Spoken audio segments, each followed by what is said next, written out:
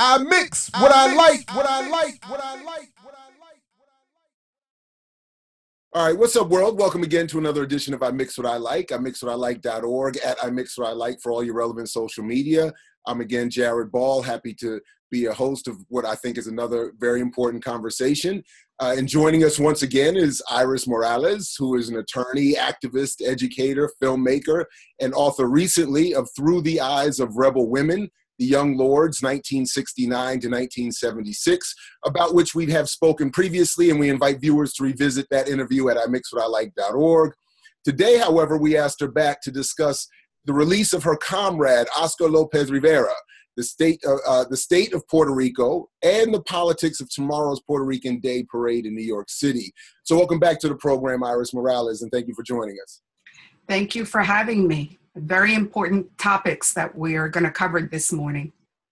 So I thought we would start. I did want to ask, you've written in detail, and we've spoken previously about Las Mujeres Rebeldes, the rebel women of the Young Lords, and in general, who are often ignored in these histories. But today, admittedly, my first question is about a man, Oscar Lopez Rivera.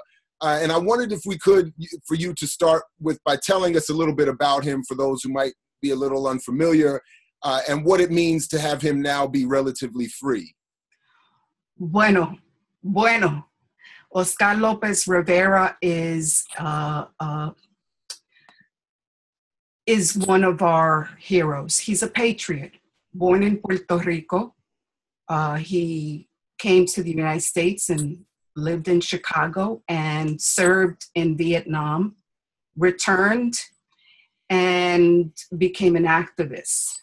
It was during the 60s and the 70s, and he witnessed and lived the racism and exploitation of Puerto Ricans, African Americans, and he became an activist as a result of that. And he also has spoken about becoming activated by what he saw in Vietnam. Up to that point, he believed a lot of the basic American principles about spreading democracy, etc. But what he witnessed in Vietnam also activated him to see the world in a different way.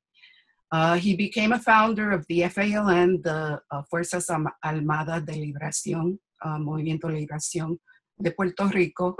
At that time, there were various movements that were taking place, working on different levels of the issue of the colonization of Puerto Rico has been a recurring issue for Puerto Ricans. Puerto Ricans have never been free, first under the Spanish colonization, and then since 1898 under the U.S. Occupation and colonization and the takeover of the economy and the culture of the people. That motivated him to become active and work in different ways to try and free the island. And he was eventually arrested and charged with seditious conspiracy, which is one of the charges that has been used against every Puerto Rican independentistas, going back to Don Pedro Albizu Campos, who was the leader of the Nationalist Party, a Harvard-educated attorney, also had spent time in the military, and who spent many years in prison and was released just shortly before he was to die after being subjected to radiation experiments. I give you that background to know that this is a long history and long accusations of our independence fighters, and every people have the right to be free. Absolutely. And to fight for their freedom. And so Oscar has spent 36 years in prison, 12 of those in solitary confinement, and finally his sentence was commuted. And so we received him in New York, and I wanted to talk about that aspect this past Thursday at Hostos Community College, a college that was also born in struggle out of the Puerto Rican community and named for another patriot, Puerto Rican patriot. And it was a beautiful event. The house was packed, and there were cultural activities, and he expressed his gratitude for the support that he had received. The audience was mixed. It had young people and older people and veterans and activists, and there was a lot of love for him there. And he spoke very forcefully about several topics that I think are germane to our conversation. First, he talked about the situation of Puerto Rico, of course. A man that has been away for 36 years and now returns home and gets to see the island through, a lot has happened in the world in 36 years. What has not changed is the colonization of Puerto Rico in 36 years. And he spoke about, he described the situation of Puerto Rico at this point as gentrification. Now, your audience probably knows I already made reference to the economic takeover of the island, along with the military takeover going back to 1898. And then there were other things that had occurred to intensify the economic inequities and to intensify the economic takeover of the island. So first, in 1917, the Jones Act was passed. And the Jones Act is very interesting because it did two things. One, it granted citizenship to Puerto Ricans. So whether we're born on the island or we're born in the United States, we're citizens, although that plane ride grants us different rights. If you take the plane to Puerto Rico, you can't vote for the president of the United States. But if you take the plane to New York or Cleveland or California or Texas or Florida, where Puerto Ricans, we're now all over Alaska, we're in every state, then you can vote for president. So the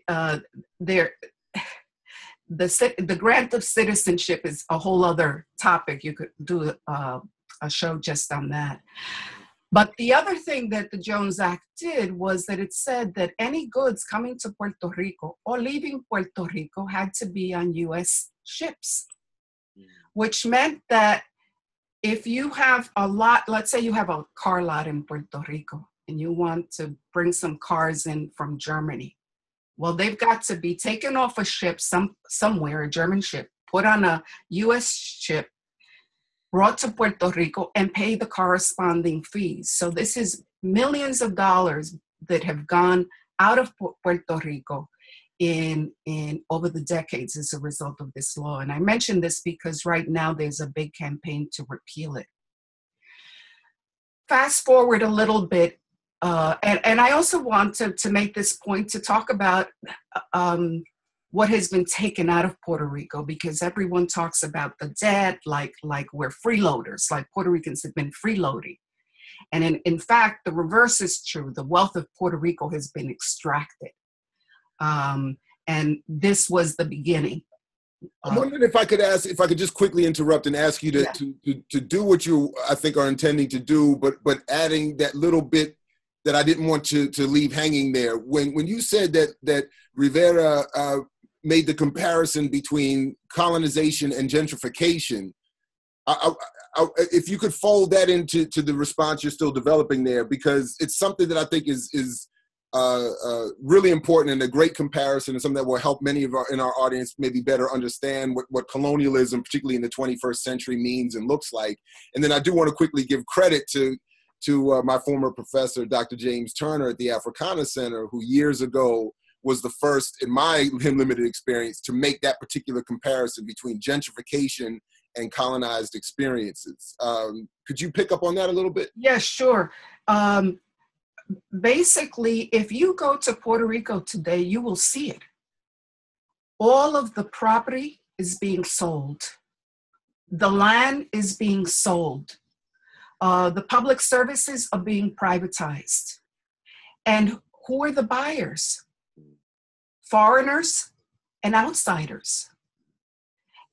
None of this is affordable for the Puerto Rican people as a whole. He also made the comparison with when Hawaii and Alaska became states. And he made this point, which I had never really thought about, but he made this point that the populations of those states were emptied of of the indigenous, the native people to those populations, either by migration, which is what is happening in Puerto Rico. We have 5 million Puerto Ricans in the United States. Young people are leaving record numbers. The other point that he made was the incarceration of the native people and the growth of the prison population in those states. And so what he was sounding the alarm for Puerto Ricans that this is something that is very visible, and it's accelerating with the population, the outmigration, and with the purchase. And they're also, as in the past, which was the point I was going to make about tax breaks in order to do that.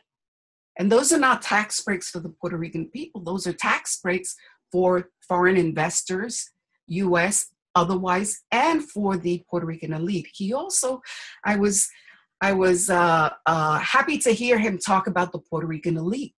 He is reflecting now what the Puerto Rican people are saying, that it's the colonial status, it's the U.S. government and the U.S. corporations, but it's also been the collusion of the Puerto Rican elites. Of course, Frantz Fanon speaks about this. But if you go to Puerto Rico and you speak to anybody, they'll tell you, los politiqueros son unos corruptos. The politicians are corrupt, and they also bear blame.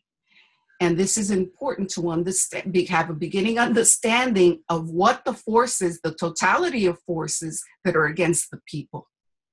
But perhaps that's a good segue, because I actually, I wanted us to also talk a little bit about the parade tomorrow and the so-called controversy around that. And I'm wondering to what extent Rivera's apparent, or at one point, participation as an honoree caused a controversy based on this class question, this political elite corruption question, sort of playing out in New York. That is, to what extent is there a capitulation by a Puerto Rican political elite with corporations and New York's city's politicians who wanted to pull out or pull support because Rivera was going to be honored at a Puerto Rican Day Parade? Let me put it this way. The struggle in the Puerto Rican Day Parade has been there from the beginning. There has been a struggle about what is the purpose of the parade. Who controls the parade? What should the parade be saying to the community?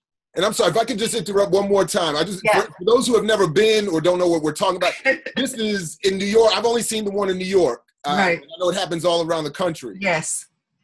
It is an enormous, beautiful, incredible gathering, just a huge party in the entire city of New York. A million people. Right. The parade route is Fifth Avenue, and that was a fight to be able to march, for Puerto Ricans to be able to march on Fifth Avenue.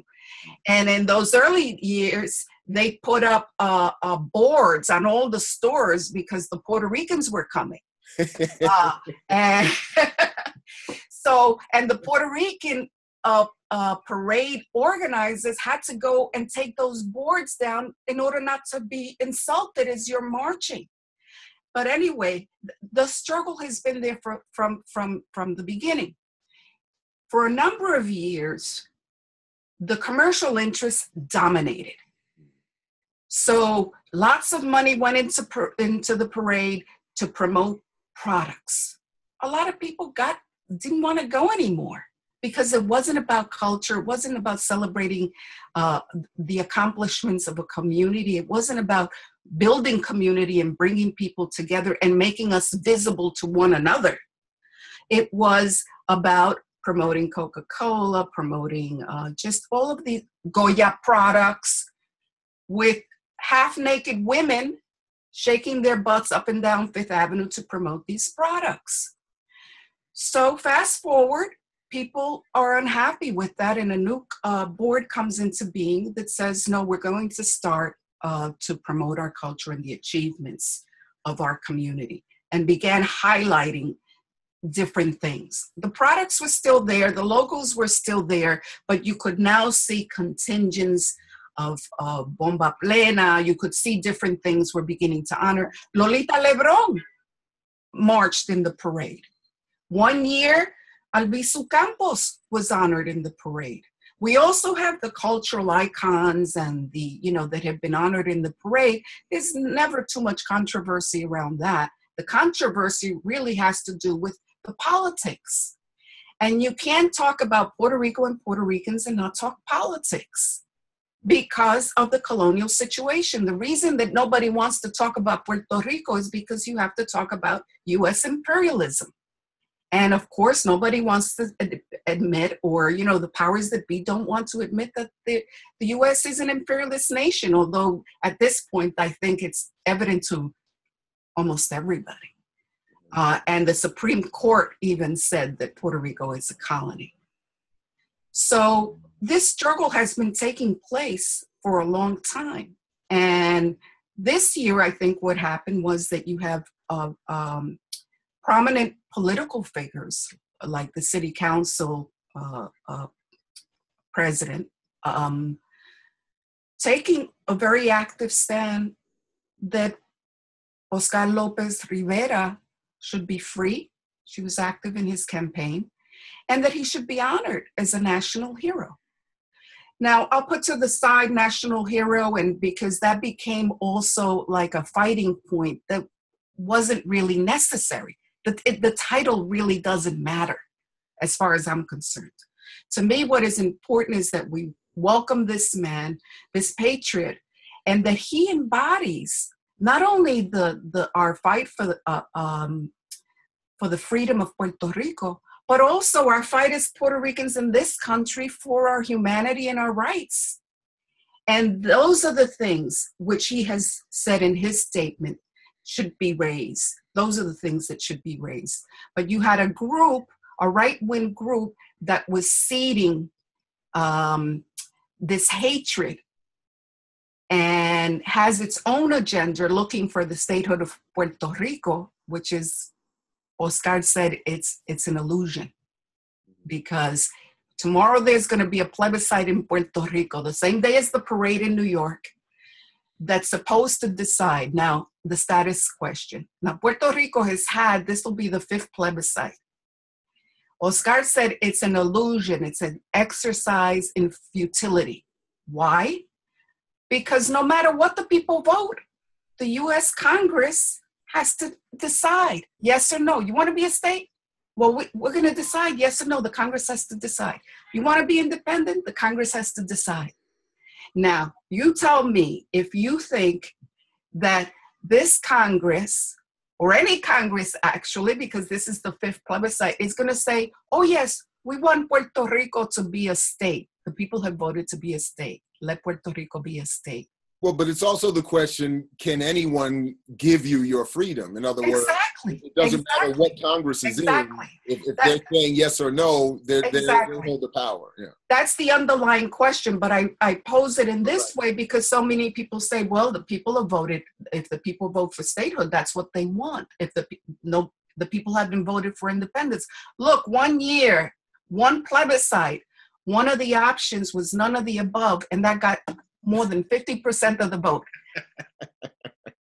Okay, right. So I just point that out. But Oscar also said it's a distraction because of the economic situation. The governor wants to appear that he's doing something. That this is going to be a colonized people that you have to keep them, hoping for something, and you want to keep their eyes off of the true issues. And that's what the plebiscite represents. I know we don't have time to really get into it, but I always do end up thinking again about what Huey Newton said about intercommunalism and there being no nations to which we can decolonize. And I'm thinking about, when we look at if hedge funds and private equity groups are more or less in control of the debt and the economy of Puerto Rico, like you're saying, what difference does it make what people are calling themselves? The state, independent, it ultimately may not make a difference in terms of that label. But anyway, Iris Morales, I know we don't have much time. I want to give you any last words, anything you would want to leave us with. And again, I greatly thank you for joining us to quickly talk a little bit about both Oscar Lopez Rivera and the broader condition of Puerto Rico. I will be marching in the parade tomorrow. I will be very proud to march in the parade. And the corporations left, we cannot expect the corporations to fund our revolutionary ideas. Good riddance to them. Well, I can't think of any better way to end it. Iris Morales, thanks again for joining us. Again, I'm Jared Ball. This is I Mix What I Like. For all of you out there watching, again, as Fred Hampton used to say to you, we say peace if you're willing to fight for it. So peace, everybody. And let me try this real quick. Paz si está dispuesto a luchar por ello. Gracias. Gracias. I mix what I like, what I like, what I like.